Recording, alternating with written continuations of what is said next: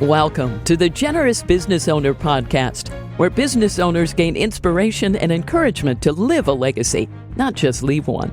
And now your hosts, Jeff Thomas, Alan Barnhart, and Jeff Rutt.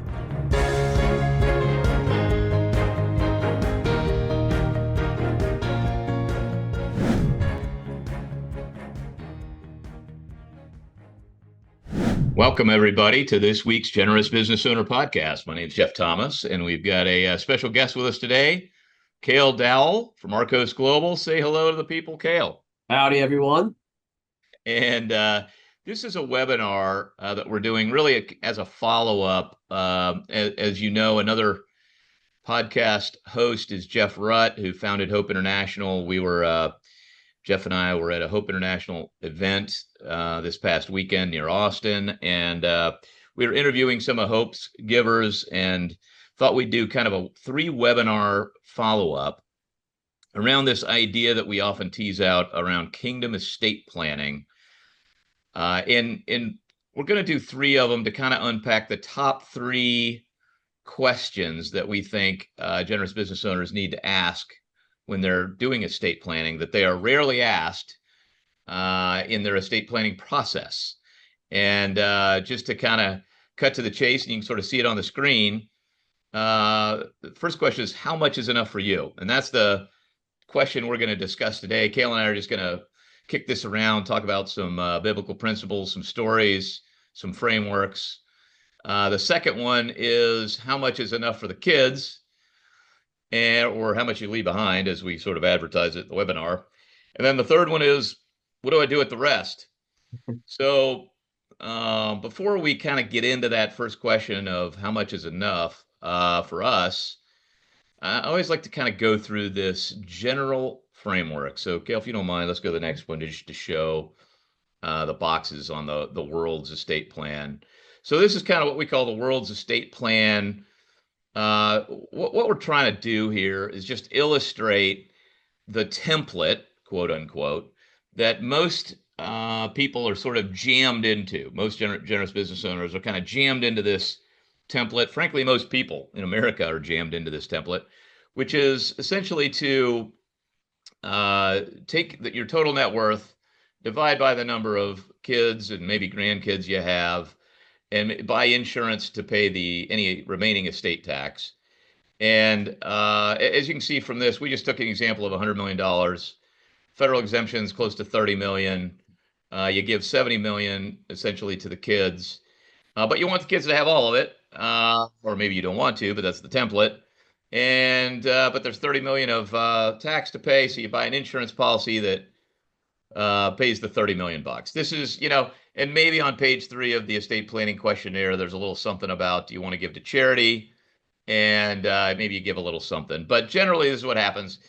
And the reason we're talking about this is usually what happens at Arkos, this multifamily office that we run, is, we sit with these generous business owners, and this is essentially some version of this is what they've got, and they're uncomfortable with it, but they don't know what another possibility is. And so we started kind of doing this on a whiteboard, and we're just doing it in these boxes in this webinar to just kind of take you through it. Okay, let's show them what that alternative one we generally show them is.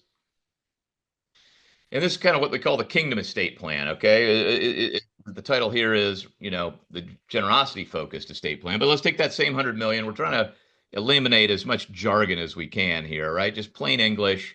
Again, the federal exemption is close to 30 million. Okay. By the way, that's the amount that can go to the kids without tax. Okay. The taxable estate is that 70 million, and then there's that previous slide showed the tax that's on there. Now in this case, let's say that you set your personal finish line at 30 million bucks, and 30 million is enough for the kids. Well, what do you do with the rest? Well, that taxable estate of 70, rather than buying insurance to pay, a $30 or $35 million estate tax, you can just give it away. Now, many different ways to do that. We're not going to get into all those details today, but suffice it to say, you could give that stuff away while you're alive and have a whole lot of fun doing it, and not have to buy an insurance policy and not have to pay the government anything. So this is just a high level. We call this the kingdom versus world estate plan. We want to let you know that the U.S. government actually has a really good tax code for generous people. It's just not many people advertise it. And again, many ways to give away that money. We're not going to get into all those structures today. We're just going to talk about this general idea and go with the first question. And I know we have a summary slide there, Cale, just to kind of show you. And again, we're not trying to prescribe this. These are questions that only God can answer for you as the owner and you guys as the stewards. But the traditional model, once again, the kids get all 100 million, the IRS gets almost 30, insurance is super expensive, and charity gets essentially nothing, or a small tip. And then in a generosity plan, if you set a finish line for yourself and the kids at 30, again, we're not prescribing that. We're just using the federal exemption as that number. But let's say you pray and that's enough for you and the kids. IRS gets nothing, insurance company gets nothing, and charitable giving is like, 70 million bucks. And there are all kinds of cool ways to do that and include your family. So we just want to give you a new framework that maybe you haven't seen before. Happy to talk more about that with you. But today's conversation is really, we really have at Arkos we've sort of categorized these questions everybody asks, these generous business owners. That's our niche. So, the top three questions. And this is one of them. How much is enough? And so, Cale, let's get you in here. I know it's on the screen, but what are they actually asking when they come in and ask how much is enough? Yeah, so I use the term on the translation, financial finish line. If you've been kind of in the, faith aligned kind of community, that's a more, let's call it a growing vernacular, is this idea of setting some sort of lifestyle cap or a financial finish line. But really, it's a component of, do we have some semblance of like enough is enough? When is enough enough? As there's one famous quote, just a little bit more. That's when enough's enough. Just a little bit more. And we've all heard that, terminology, keeping up with the Joneses. And there's a great, I can't remember the name of the character artist, but there's a great cartoonist that, he drew a little cartoon about keeping up with the Joneses. And there's this little family sitting around a table, and they've got the spreadsheet out, and the dad's pointing at it. And he's like, all right, we caught up with the Joneses. Next up, the Nelsons. And so there's this kind of, idea in American culture, as we all know, where if we just have a little bit more, maybe then we'll either achieve some modicum of success, some modicum of significance, some sense of achievement. And as we all know, particularly anyone that's been on that journey or that path, and as we've talked with so many over the years, that's not the finish line that brings about any sort of sense of significance or ultimate purpose. So it's an important question because it's in a lot of ways it's hard to define. It's going to be very unique to individual. But on the other hand, to some degree, it's also the easiest to answer because we can apply some math to it. And we'll talk about that here more in just a little bit. But I think by way of maybe a starting place, we like to begin as we have this conversation with families and generous business owners, et cetera, is what's a principle that we can apply as we navigate what the potential answer for this might be. And the principle that we kind of espouse that's I think practical as you navigate this conversation is a principle we call steward, not owner. And again, maybe something that you've heard about before, but a verse that we think is impactful to that comes from Psalm 24:1, which simply says, "The earth is the Lord's and everything in it, the world and all who live in it." And if that's true, if everything truly does belong to God, and you entertain that worldview, then everything that we have is simply a resource that He provided. And if that's true, if we're just lucky enough, however you want to define that we get the resources we have agency over, whether that's our time, our talent, our treasure, whatever you want to say, then we are truly just a steward. We don't own it. So that maybe is a stepping stone to starting the conversation about how much is enough. It's just the recognition that we're not the owners of it. It doesn't belong to us, but we are the stewards of it. And if we're the stewards of his resources, how might he want us to think about that question? So, Jeff, I'll maybe kick it back to you. Any thoughts or comments on that commentary? Yeah, I think you can take that off the screen and we can just kind of have a discussion. So yeah, Cale and I thought we'd just sort of tell some stories. Maybe we're trying to talk about these top questions, give you a framework, and these three questions, these three primary questions we think as a steward that you have to ask the owner. If God's the owner and you're the stewards, you got to ask the owner what to do with it, right? And so this first question of how much is enough for you is a big deal. It's again not commonly asked, and we got a bunch of stories. You know what? One of the other biblical frameworks on this, I would say, is okay, well, if God owns it all, what does He say in His Word that we should do with it? And one of the most famous verses in on that, I would say, is 1 Timothy 6:17, and I'm just turning to it real quick. 1 Timothy 6:17. All right, let me just read it to you, and then we'll talk about it maybe a little bit. Command those who are rich in this present world not to be arrogant, nor to put their hope in wealth, which is so uncertain, but to put their hope in God, who richly provides us with everything for our enjoyment. Command them to do good, to be rich in good deeds, and to be generous and willing to share. In this way, they will lay up for treasure for themselves as a firm foundation for the coming age, so they may take hold of the life that is truly life. What jumps out to you in that verse, Cale? Yeah, I mean, I think first and foremost is chances are, if you're tuning into this webinar, you are rich in this present age. What a blessing that is. For whatever reason, and I mean this as an encouragement to myself and all of us listening, for whatever reason, God entrusted you with some semblance of his resources, and you are rich in this present age. And so, as we all know, there's 1,000 Bible verses on, how dangerous money can be. So again, in this verse, it's talking about not becoming arrogant or putting our hope in wealth. Well, that's what often sometimes can happen if we're not careful, is that becomes the source of our pride, the source of our significance. But it is so uncertain. It does not lead to joy, but to put your hope in God, who provides richly everything for our enjoyment. So that's the first part that jumps out at me. The second part that jumps out at me is command them to do good, to be rich in good deeds, and be generous and willing to share. Well, that's we get lots of examples of that, even just through Jesus's ministry and how he is rich towards others, in the way that he acts, the way that he talks, the way that he stewards his time, quite frankly. So how do we then, as stewards of his resources, be generous and willing to share with others and keep an open hand rather than a closed fist? The third part comes from that last verse, which is, what are we really building towards?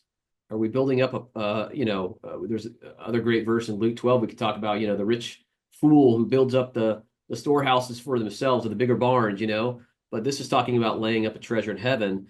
And what I think is very interesting, the thing that jumps out at me the most is the last part of verse 19, so that they may take hold of life, which is truly life.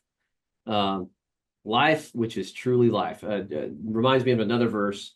Jesus says this in John 10:10, that he's come to give life and life abundant. So clearly we've got this connection between, generosity and joy, and generosity and being rich in good deeds, that it's in doing this activity, we take hold of this life that is truly life, and we also store up for ourselves a treasure that will not fade away. So those are the, I guess, initial reactions to that verse. It's such a powerful one. It's a good pick here. Yeah, it's, kind of humility, putting your hope in God, doing good deeds. And then I think, Randy Alcorn's, I mean, I think his genius in writing the Treasure Principle and all the books he's written on this topic is this laying up of treasures. It took me a lot of years as a believer to really process that idea, and I think Randy's genius is highlighting that passage where, I think for me, what I always think of when I think of Randy's writing is his line that you can't take it with you, but you can send it ahead. Mm. So that's such a interesting concept of kind of the law of rewards. Yeah. So it's like, we've got to have this pure heart to help people because, God has been generous to us, but he's also fair, and by doing so, you know, you'll make sacrifices on this side of heaven, but he's going to reward you later. I don't think that's taught that much. I mean, did you hear that growing up? Yeah, I mean, I think you hear it growing up, but it's definitely not. It's almost like it's a little bit of a throwaway line, like Yeah, at least yeah. at least in Like, my what does it actually mean to really like soak in that?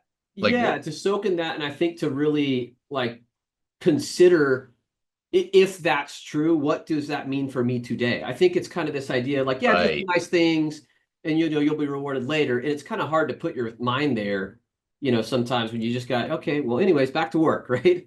But to really soak in it, sit in it, and process, like, if that's true, how do I orient my life today to maximize the opportunity that God's placed in my life to both take hold of an abundant life today, but also laying up for myself treasures in heaven that will not fade away. The other thing I thought of as you were talking, Jeff, and I'm sorry, I was looking down because I was trying to get to navigate to the verse myself, is a verse from Revelation 14. And kind of to your point about Randy Alcorn, his line on, you can't take it with you, but you can send it ahead. This verse from Revelation that's always sat with me. It's from chapter 14, verse 13, and it says, and it's talking about those of us that are believers, that die in the Lord. When we die, what happens? And it says, write this down: blessed are the dead who die in the Lord from now on. And the response from the Spirit of God says, blessed indeed, that they may rest from their labors, for their deeds follow them, right? Their deeds follow them. So into his kingdom, we get to bring these things that we were able to participate while we were on this earthly plane. We get to also take those with us into that coming kingdom, which is a real amazing thing when you just stop to think about it. So maybe that's a good place to adjust the conversation a little bit, because I know we've got some examples and some stories, people we've met over the years that have navigated this question in unique and different ways. So maybe, Jeff, you could share one of those stories as a starting point. Well, the one we usually tell is the Alan Barnhart story. And some of the folks listening to this may have heard of him. He helped us start this podcast and is very involved with Generous Business Owner. We call it GBO, platform under which we're recording this. And, Alan's got this really unique story. You can go back and listen to the podcast, one of the very first podcasts we did, where we interviewed him, and he told his story about coming out of college. He wanted to take over this small family business with his brother, a couple of cranes, and rent them out. And his wife wanted to enter the mission field, and their compromise was they would take over the family business, but set their salaries at what the mission board would pay them, and then give away everything over that. And that first year, they gave away $50,000. He thought that was amazing, and now it's tens of millions of dollars, and they've been on that journey for 40 years. It's really an amazing story, and we got good news for you. It's true, and Alan is as humble as they get. So it's really an amazing story. But sometimes when we tell that story, it's so radical, Mm-hmm. and most people that are hearing that story are mid-career or later in their career, and that ship has sailed in terms of, paying themselves 100 grand or less a year. And so it's hard to relate to maybe, and not everybody's called to that either. But I think for me, even as we were talking about this sort of sending it ahead thing, I think when I read that before and I sort of, like you said, kind of blew past it a little bit, it's like, the little that I give will be multiplied. Oh, isn't that nice? Kind of cute. But when you start thinking about this idea of not how much should I give back to God, it's almost like even the tithe. Most people don't tithe at 10%, but um, even when I was given a couple of percent, okay, I thought, oh well, isn't that nice? That'll be multiplied. Maybe I'll get something nice, later. Yeah. Yeah. But I think I always really I think my worldview was immature, where I thought of myself as the owner, and God, okay, he blessed me with the ability to do this, but anyway, it felt like I was giving it as opposed to I'm receiving. And instead of asking what should I give, I asked myself, what am I allowed to keep? Mm. And so in like Alan's case, I feel like he's like, well, I mean, it's always been God's business, and he got this much earlier in life than I did, and they set it up early, and they set that finish line super early, and they've had the blessing, like you were talking about, of this sort of thriving business and marriage for a long period of time, because God didn't maybe have to swing a baseball bat at their head later as an adjustment, and so. But it's not always like that. Like we like to, as soon as I tell this Barnhart story, I always like to tell other stories. And Yeah. another podcast guest we had on is Tim Sidema, and you should go back and listen to that one. He's a real estate developer in Charlotte, and he confessed he's got a big balance sheet, but and he sort of felt guilty about it or whatever. And then as he was telling the story, it sort of struck me that well, he needs a big balance sheet because the ministry he's doing is building low income housing for people, and it's not that profitable the way he does it. So not that many people want to invest in a low profitability project. So he needs the balance sheet to fund it. And so kind of what we got into is this idea that we kind of call the tale of two barns, right? Like you referenced Luke 12, right? That's the story, the parable of the rich fool. Let me read just a little bit of that. The ground of a certain rich man. This is verses, let's see, 16 to 21. The ground of a certain rich man yielded an abundant harvest. He thought to himself, what shall I do? I have no place to store my crops.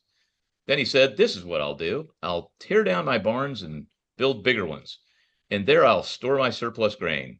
And I'll say to myself, you have plenty of grain laid up for many years. Take life easy, eat, drink, and be merry. But God said to him, you fool, this very night your life will be demanded from you. Then who will get what you have prepared for yourself?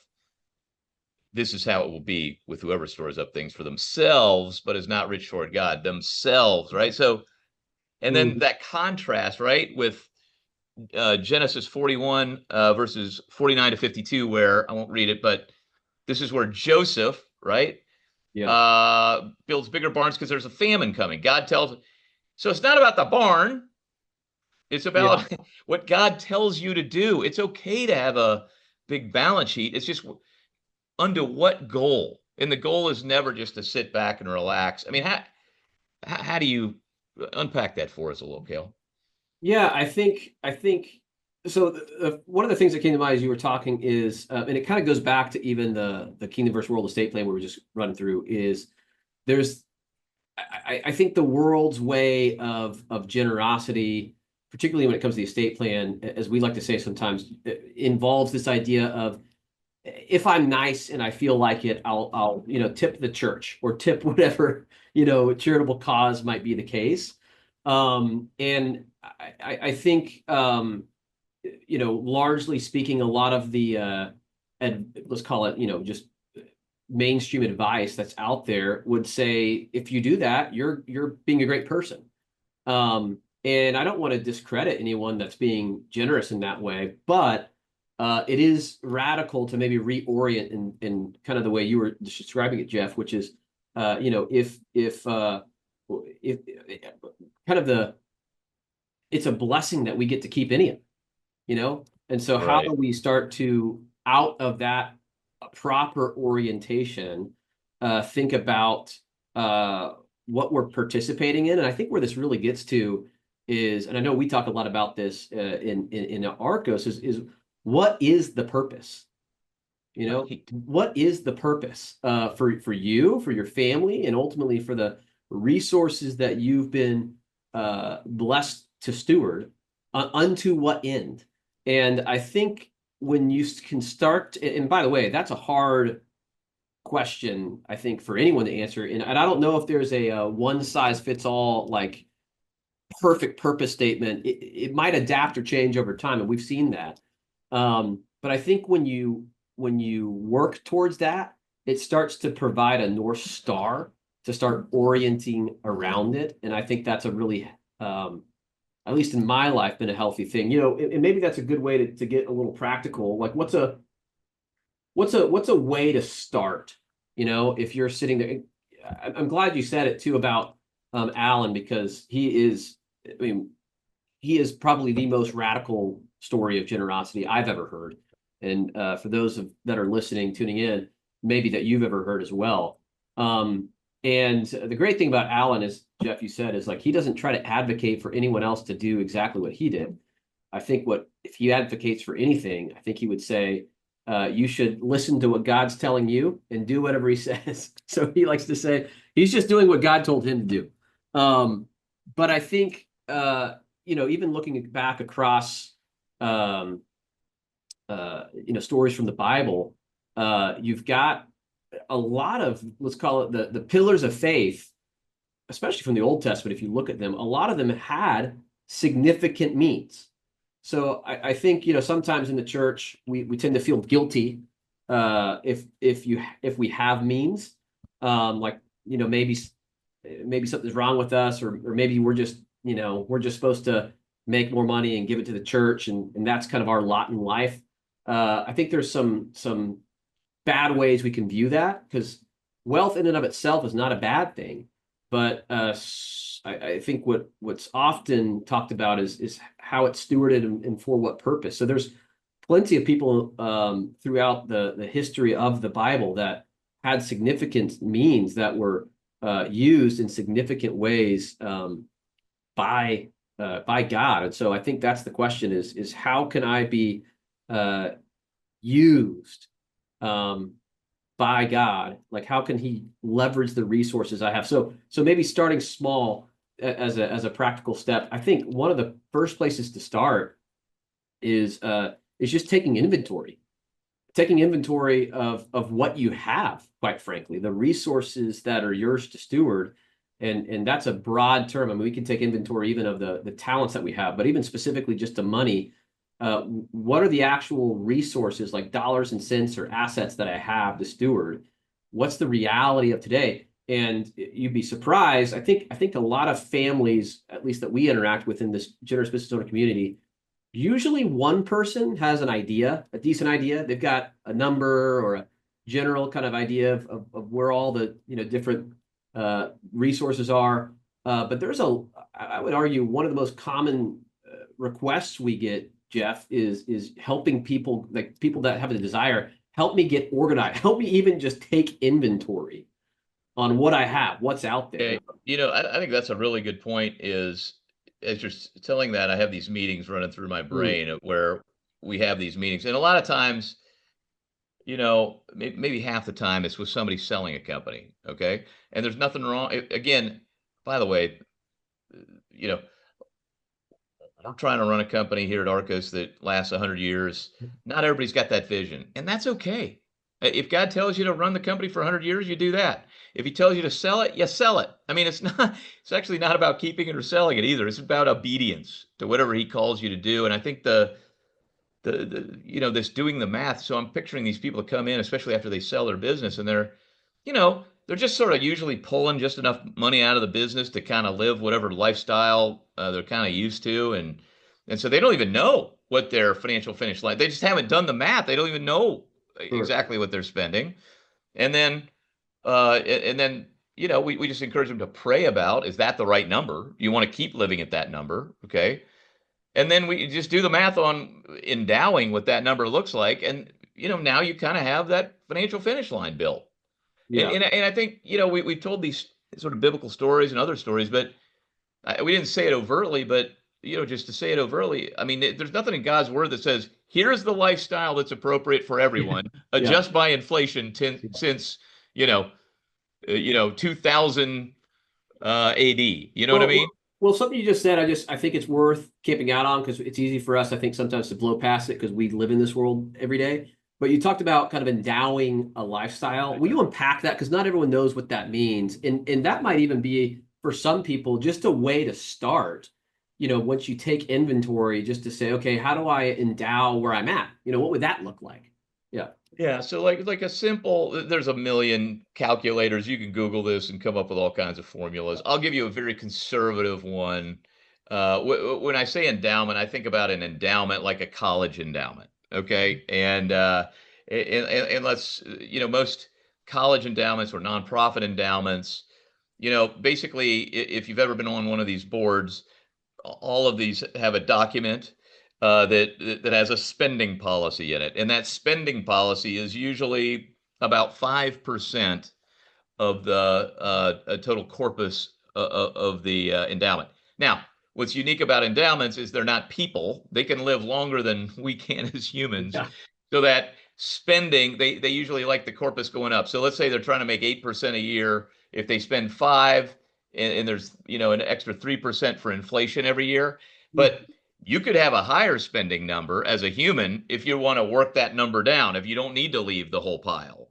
So maybe that spending number is 6 or 7% for you. But if we just use that five as an example, Yeah. and if you're just easy math, if you need $1 million of income a year, and you're going to take 5%, well, 5 times 20 is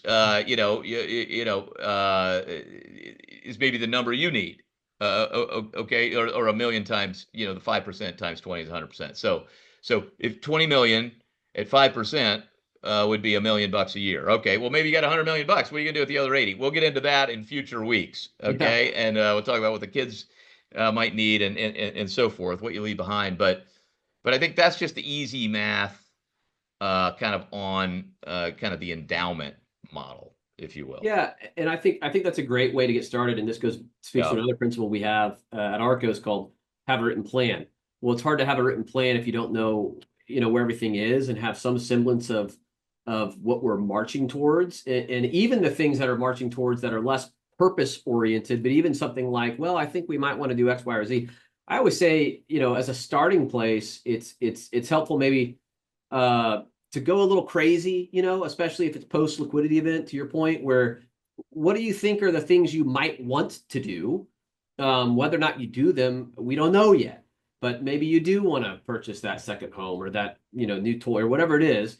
That can start to build, you can start, actually, we can do some math on that and start to back end kind of via an endowment model, to your point, a number, say, okay, well, that's 20, 30, $40 million. Well, you got 100, right? We've got margin for all the things that you're saying you want to do. And I think that enables a conversation about a place to maybe start. So anything you would add on that? Yeah, I mean, I just think, man, one of our jokes at the company is, if you've seen one generous business owner, Yeah. you've seen one generous business owner. In other words, God knows us so uniquely. I mean, I think that's a key point. I think you're giving super practical advice on where to start. And, if you're later in life and you're praying about these things, um, that process is a little bit different. But I just want to share another story for maybe the younger people listening to this. Maybe they're earlier in their careers, and I literally just finished today recording a podcast with Gary Ringer. So if you haven't seen that one, go back and look at that one. And Gary told this amazing story. He had a food business, and one was going really well, the sort of feed business that he inherited from his father, worked on with his father. The other one, he had kind of started it with a separate partner, and it was struggling. It was more of a food business, human food business. And he just was at the end of his rope, and he goes, he wrote a contract. His dad was actually an investor in that business too, but and he and his dad signed this contract that said, essentially, God, if you get us out of this mess and we get profitable, we'll just pay ourselves back for the money we put into it, plus 8%. It was very specific, which I thought was very interesting. Yeah. To your written plan deal, like, yeah. And anything over that, we'll give it away. So what does God do? He, in his sovereignty, of course, he didn't have to. I'm sure, he turned it around. It wasn't easy, lots of setbacks, but they ended up having a big exit. And his dad, and when he was exiting, he goes, "Hey, Dad, remember the contract?" And his dad's like, "Oh yeah, I know you signed that, but anyway, I'll take my half. You take your part, and you can do that God thing." He goes, "No, Dad, your signature's on here." He goes, "Really? Oh man." Anyway, and to Dad's credit, he abided by the contract. But Gary's point, and I know Alan Barnhart feels the same way. Gary ended up writing a book about this. Let me get the title for you: Radical Business. Okay, from ownership to stewardship. Okay. And he kind of told that story in there. And he's huge on this written plan thing. He's like, write down this finish line. Like, don't just talk about it. Like, write it down. Heck, maybe even you and your spouse sign it. Like, I think making, like, it might sound corny, but I think something about documenting it and telling other people, maybe your advisors or family members or company people or whomever, have a little, accountability, because even Alan Barnhart said there are plenty of times he was tempted. Yeah. And if he hadn't told everybody, he probably wouldn't have done it. I love the honesty of that. And I also love it when Catherine, his wife's, they're doing this interview, and he's like, "We haven't missed out on any of the good stuff," says Alan. And Catherine's like, "Well, we missed out on some of the good stuff." I mean, the honesty. It's not going to be easy, actually. Yeah. So I think writing it down, if you're younger, writing it down, and we know God tends to show up big time, maybe not monetarily, but he definitely shows up when you commit to him. And Gary's big thing was like, he wished he would walked with the Lord more closely earlier. And his whole thing was like about intimacy. Like, he likes to get in his hot tub and pray the Lord's Prayer and break down the pieces of it. And like, he's got this really cool intimacy that came after he wrote the plan. So like, there's something about the commitment of writing it down and then sticking to it. And Gary would tell you it brings a greater intimacy, which is really the juice, right? That's the thriving. Yeah, that's the thriving. That's actually the juice. And then he might give you the success, which is for other people anyway. But you get the joy of participating in what he's doing. It's really an upside down way of looking at it. Than the world. That's how it always is. God's economy is always the reverse of what we think it is. But maybe that's a good thing to kind of press into real quick is and maybe we can share one or two more stories, and then we'll go to Q&A, which is, everyone we talk to that has been on this path of in their own way, trying to respond to this idea of being a steward, not an owner, and trying to make, progressive progress, for lack of better words, if you'll excuse the bad grammar there, but progressive progress on how they can be more effective stewards and leverage the resources that they have agency over to expand the kingdom. I've never met one that's not, as they would tell you, living a fuller life. Now, how they define a fuller life might be different than how each of us uniquely define a fuller life, but they're all in a better place as a result of pressing into that. And so maybe just to land the plane on a couple practical tips of how to start, and maybe one or two more stories, and then and that's how we generally wrap up the podcast. So we'll kind of do it that way. And anyway, so what are the practical tips? Yeah, so I think one we already shared, which is take inventory. Yeah, that's right. Good. Kind of what do I have to steward? And the second one we talked about a little bit, which is what's the purpose? What are we marching towards? What's the legacy we're hoping to create And if we have agency over these dollars or these assets, how do we want to steward these unto that purpose? And then the last part with that would be, if you don't know where to start, maybe you just start small. We've got another person that's been on the podcast before, Jeff, that likes to talk about starting in miniature. I think that's a good, healthy way to, if you're not sure, if it seems a little overwhelming to you, start small. Maybe just, it could be something as simple as okay, we're not going to spend more than we did last year.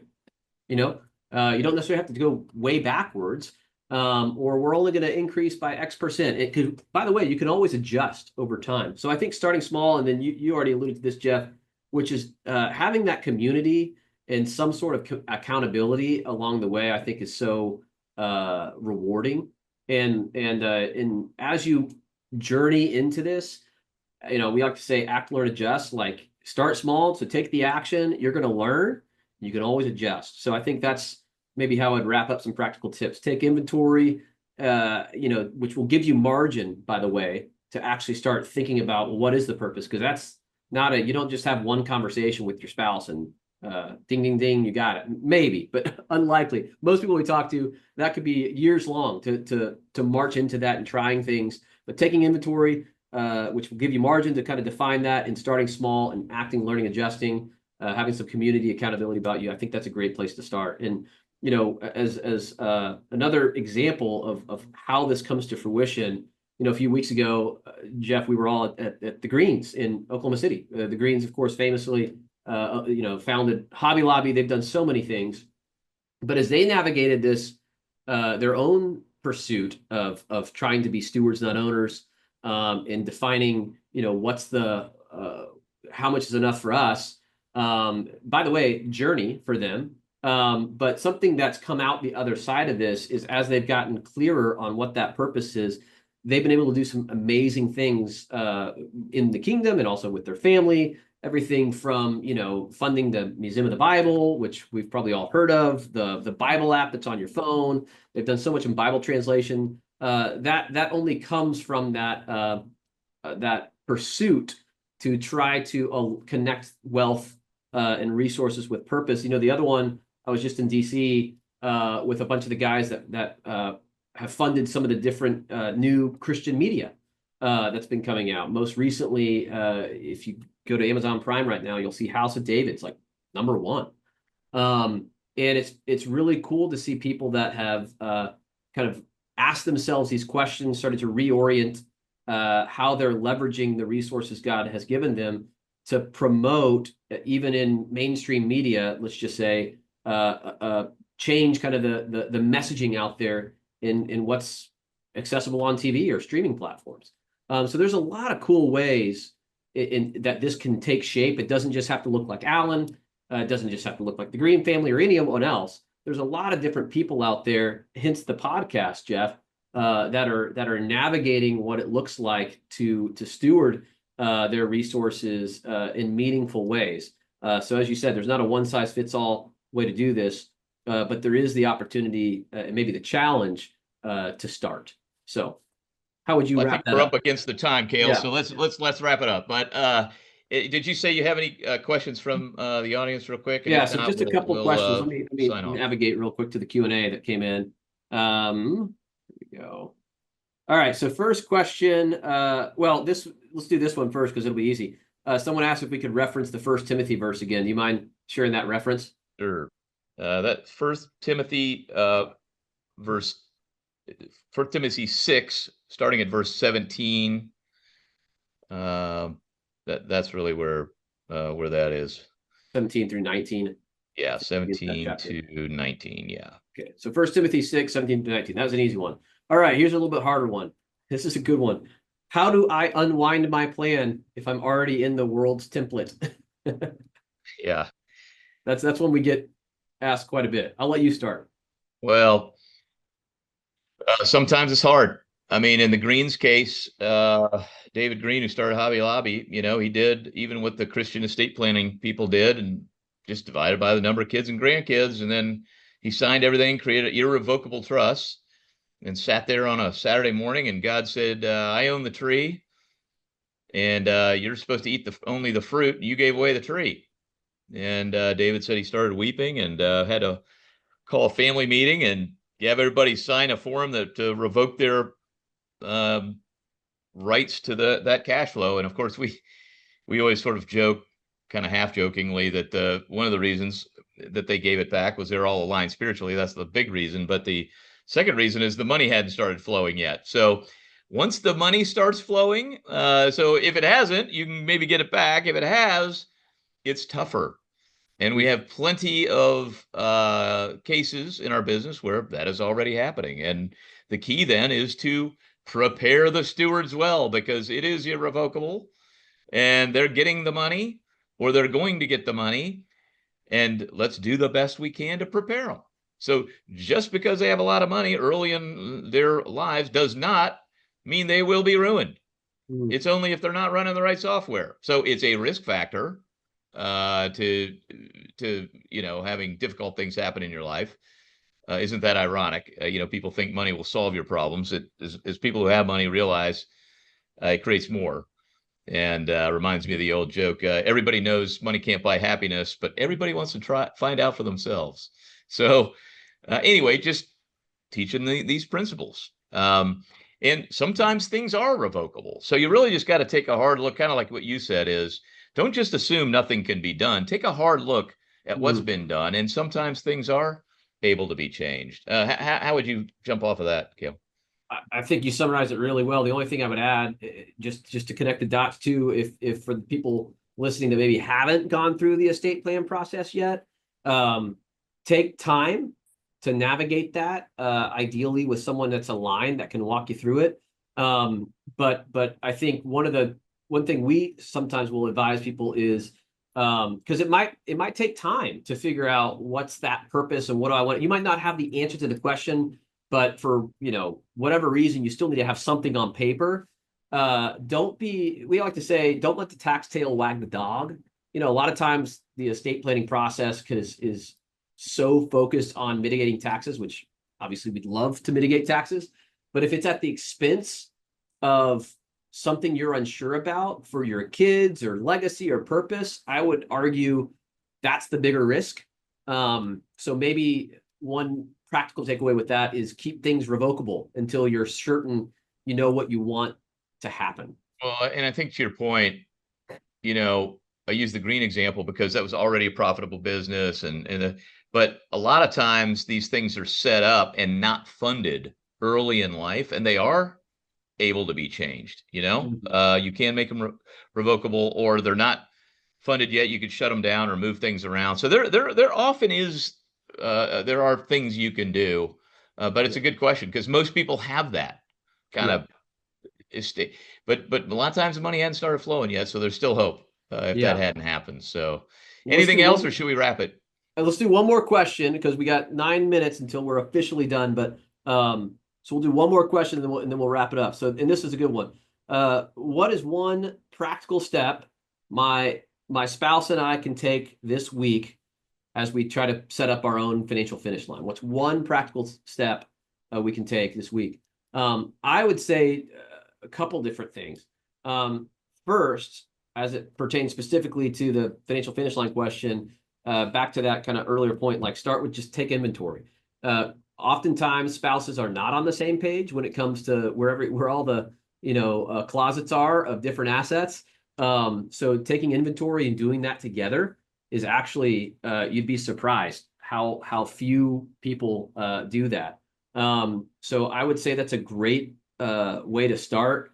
Another exercise we have with clients that we do is what we call the wealth languages, which is trying to get on the same page on kind of your intrinsic motivation around money. Great next step, just to kind of have an easy entree conversation about how you uniquely think about money. Maybe talk about why that is as a couple. That's a great next step conversation. And the last thing I'll say, this isn't specific to financial finish line, but I think maybe is tangential, especially in the context of the estate, is we talk a lot about kind of the 5 capitals of a full inheritance. And when we think about estate planning, a lot of times we jump to the financial capital, the stuff, money and stuff we're going to leave behind. And a lot of our planning and brain power is spent unto that.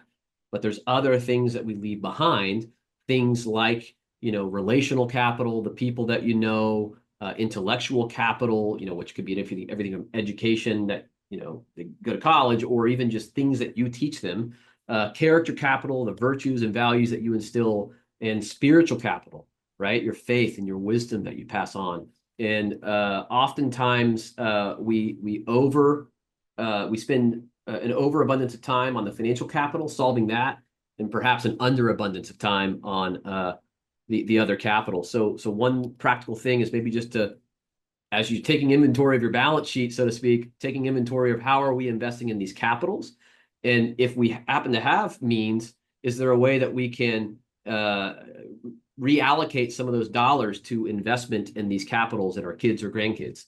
Might be one exercise. Anything you would add there, Jeff? I think that's a great overview. All right. Well, then I think we hit the time, man. I'll let you wrap it up. Well, listen, I just thanks, Cale, for being part of this conversation. I know we've been in a lot of these together and separately, and so this is the first question we asked. And so just to kind of reframe our conversation today, this is a series on kind of kingdom versus world estate planning and the 3 critical questions you've got to ask as a steward to the owner, which of course is God, to kind of get to an estate plan that he would have guided, as opposed to a template that the world would guide. So remember, those 3 questions are: how much is enough for you? How much is enough for the kids? And what do you do with the rest? We did number 1, and we'll do how much is enough for the kids, essentially, in our next one. So stay tuned. Thanks, everybody, for joining us on this week's Generous Business Owner Podcast. Share it with a friend, subscribe, and we'll see you next week. Thanks for listening to the Generous Business Owner Podcast with Jeff Thomas, Alan Barnhart, and Jeff Rutt. Make sure to follow the podcast so you don't miss an episode. You can find the guest contact information in the show notes. Stay tuned for the next episode.